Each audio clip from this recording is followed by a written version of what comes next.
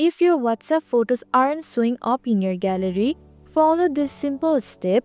To begin with, open the WhatsApp app on your phone. Now click on the three vertical dots in the top right corner. From there, select Settings. Next, tap on Storage and Data. Here, look at the Media Auto Download section.